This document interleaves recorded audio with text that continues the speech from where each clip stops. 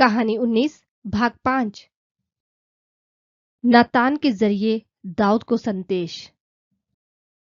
फिर यहोवा ने दाऊद के पास नातान को भेजा और वे उसके पास जाकर कहने लगा, एक नगर में दो मनुष्य रहते थे, जिनमें से एक धनी और एक निर्धन था। धनी के पास तो बहुत सी भेड़ बकरियां और गाय बैल थे, मगर निर्धन के पास एक छोटी सी भेड़ को छोड़ और कुछ भी न था, और जिसे उसने मोल लेकर पाला पोसा था। ये भेड़ उसके बच्चों के साथ ही बड़ी हो रही थी। वह उसी व्यक्ति के साथ भोजन करती थी और उसी के प्याले से पीती थी और उसके बिछोने पर उसकी गोद में सोया करती थी। वह उसके लिए उसके बेटी की समान थी। फिर उस धनी के पास एक दिन एक यात्री आया। उस धनी व्यक्ति ने यात्री के आदर सत्कार के लिए अपनी भेड़ों में से कोई भी भेड़ न ली, बल्कि उसने उस निर्धन की भेड़ को लेकर उस यात्री के लिए भोजन तैयार करवाया। ये सुनते ही दाऊद का क्रोध उस मनुष्य पर भड़क उठा और उसने नातान से कहा, यहोवा के जीवन की शपथ, जिस आदमी ने काम किया है वह प्राण दंड के योग्य है। उसने जो काम किया है वह दया के योग्य नहीं है। इस घिनौने काम के बदले में उसे 4 गुना भरपाई करनी होगी। तब नातान ने दाऊद से कहा, वह मनुष्य और कोई नहीं बल्कि तू ही है।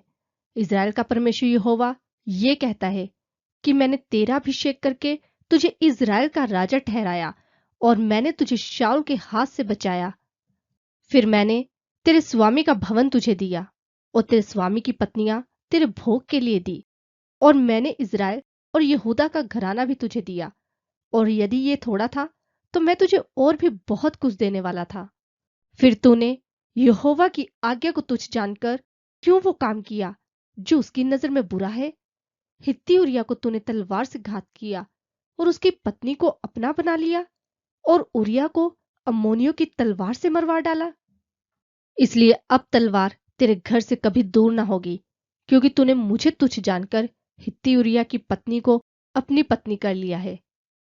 यहोवा ये कहता है, सुन, मैं तेरे घर में से भी पत्ती उठाकर तुझ पर डालूंगा और तेरी पत्नियों को तेरे सामने लेकर दूसरे को दूंगा, और वह दिन दोपहरी में तेरी पत्नियों से कुकर्म करेगा। तब दाऊद ने नातान से कहा, मैंने यहोवा के विरुद्ध पाप किया है। नातान ने दाऊद से कहा, यहोवा ने तेरे पाप को दूर किया है, तू ना मरेगा।